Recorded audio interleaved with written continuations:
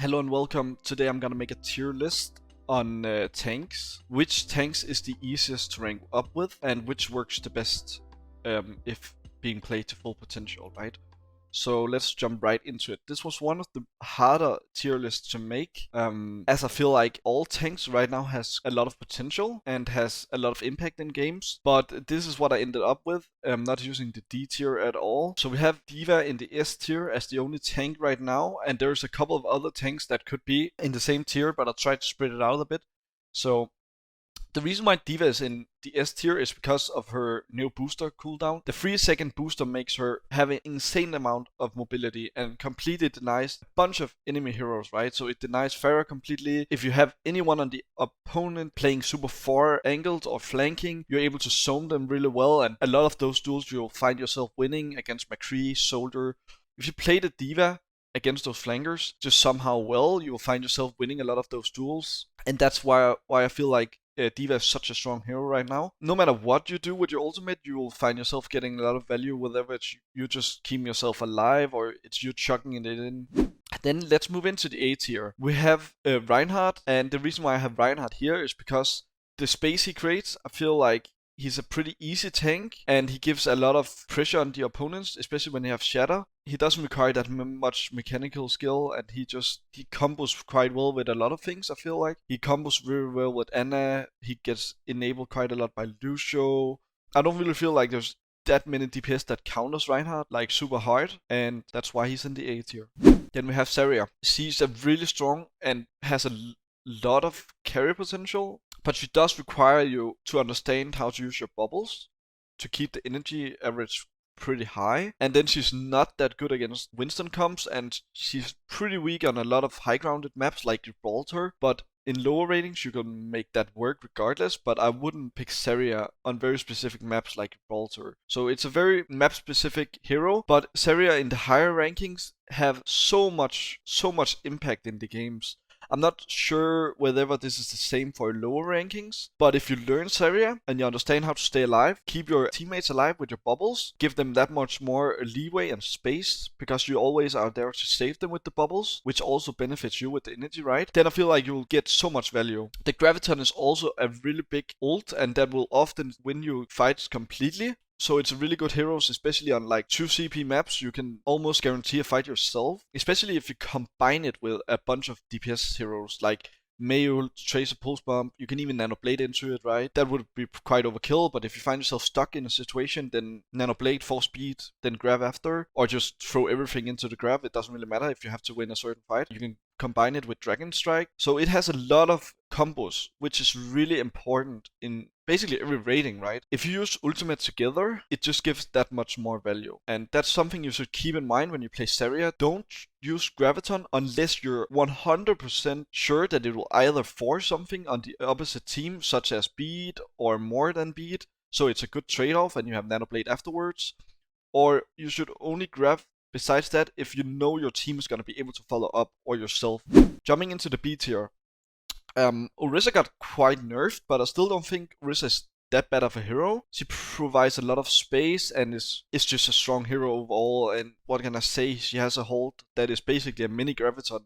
And just as Zarya, it can be combined with so many things. Basically anything you can mention, it can be combined with, right? Even just normal abilities. Just like when you saw double shield meta with Sigma and Orisa, you were able to hold and then rock on the hold as a kind of one shot. So just make sure you set up your team as much around your holds, and don't be scared to push with Fortify. I think that's my most common tips I can give on Orisa that will keep you winning on Orisa, keep her viable, keep her valuable to your team. Although she's not the best hero right now, but she's not that weak, I would say.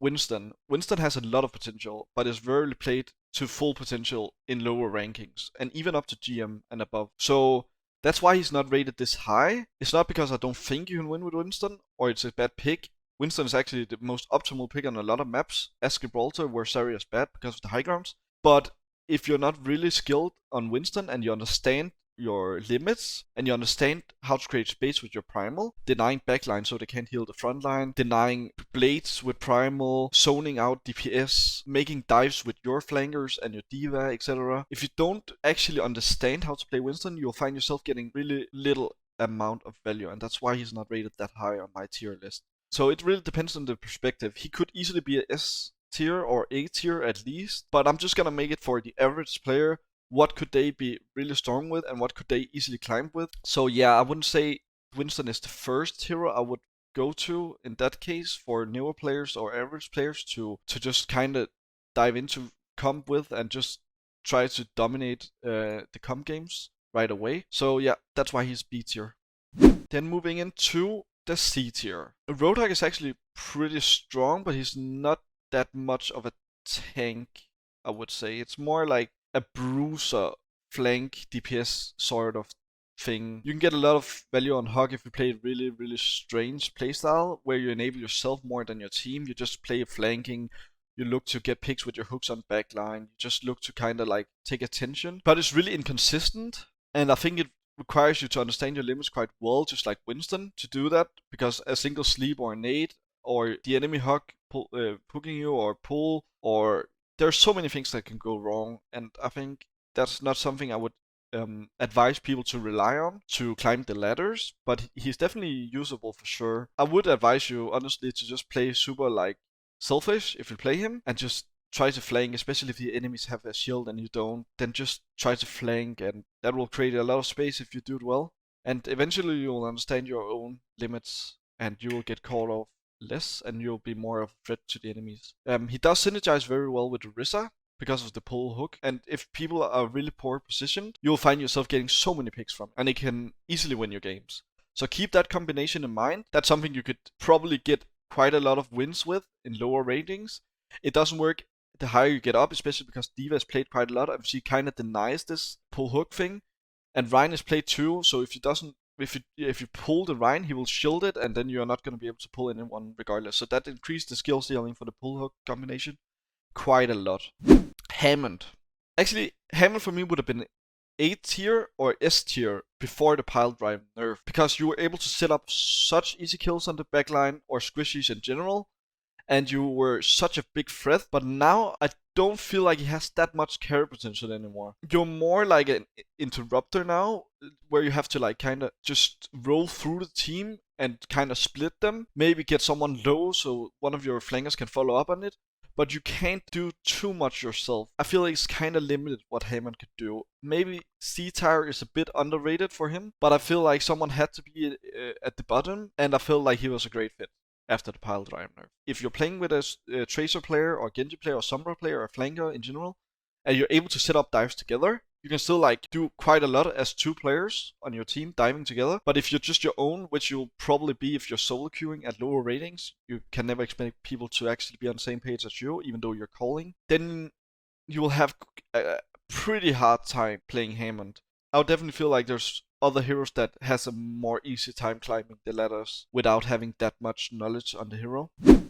So yeah, I really appreciate it. Once again, if anyone has any other opinion, which I'm pretty sure that a lot of people have, because I think this tank role is pretty stacked with a lot of heroes that can have huge potential and huge value and impact in the games, then feel free to leave a comment in the comment section. We can always discuss it, and I'm sure that there's someone with other opinions, and maybe people even have experience with themselves climbing with Hammond or other heroes. But this is what I feel like now, from my perspective, that those heroes from a D.Va and to Hammond is how it should be looked at right now. So yeah, thank you so much for watching. I really appreciate it.